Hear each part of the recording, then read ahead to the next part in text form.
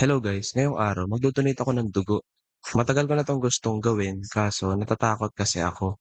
Meron kasi akong takot sa injection kaya ayun. Ngayong araw naisipan ko na siyang labanan kaya eto na, kinakabahan lang ako dito kasi baka ay dito on the way na ako sa ospital kung saan ako magdo-donate.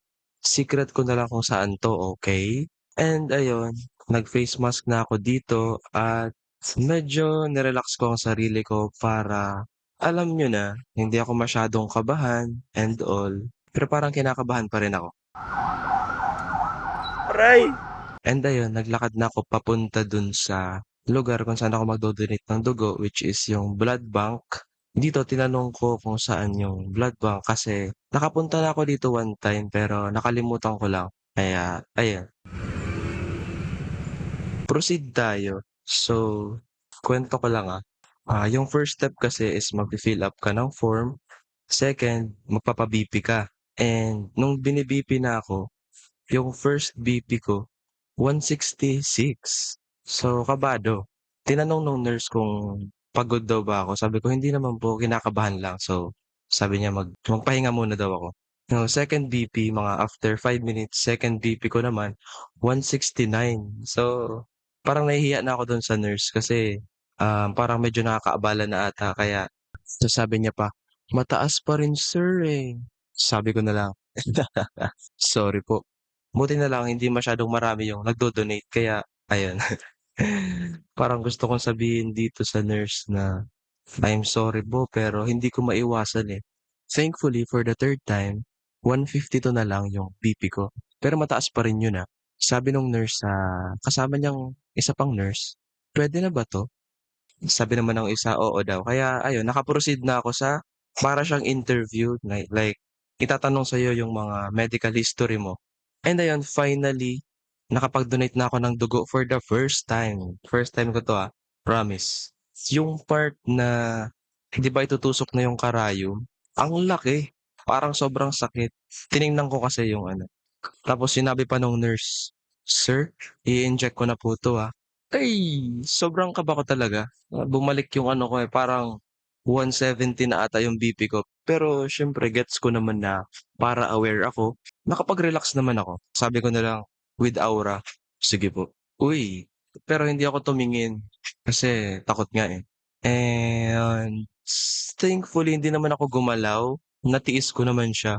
By the way, biro pa nung isang nurse, kasi nasabi ko sa kanya na may takot kasi ako sa injection kaya ayun, gusto ko lang siyang i-conquer ngayon. Sabi naman niya, "What if daw magpa-tattoo ako?" Uy, ayoko tol, ayoko talaga.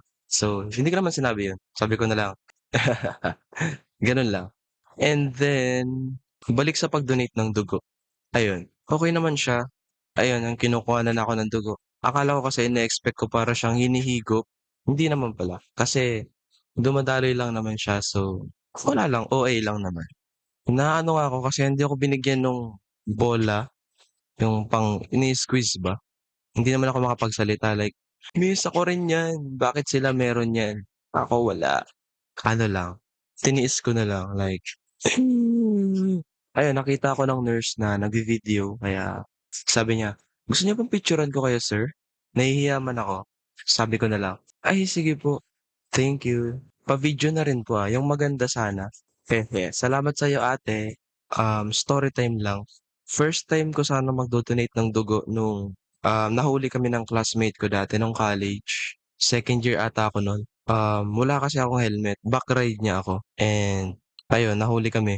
Hindi na nakatakas, joke lang. Ayun nahuli kami and binigyan ng ticket, 1K ata yun, oo 1K. And may option kasi na puwede kang mag-donate ng dugo or magbabayad ng cash. Nahiya ako dun sa classmate ko kaya sabi ko, ako na lang magdo-donate ng dugo para hindi na kami magbayad. Nag-agree naman kaming dalawa na yes, ako na lang. Kasi sabi naman nung pulis puwede naman daw na ako yung back ride. Tapos kinaumagahan pakarating namin dun sa kasi kinaumagahan nun wala kaming pasok. Nung pumunta na kami dun sa lugar kung saan kami magdo-donate ng dugo is ayun, ayun lang. Sabi nung nurse hindi daw puwede na ako yung magdo-donate, dapat daw yung driver. So ayun, nung tinest na yung classmate ko, like yung ginawa sa'kin, pumasa naman siya and ayan, tawang-tawa nga ako sa kanya kasi, bigla siya nag-back out. Sabi niya na lang, "Magbayad na lang tayo pre." Takot pala ako diyan. Biglang natakot, eh, 'no? Kaya ayun, in the end, tig-500 kami. Pero ayun, naging okey naman ang pagdo-donate ko ng dugo, like naglakad-lakad ako dito, tinitingnan ko kung yung parang mawawalan ako ng consciousness, okey naman siya. Okey naman ang aking first blood donation. Thank you sa panonood. Bye.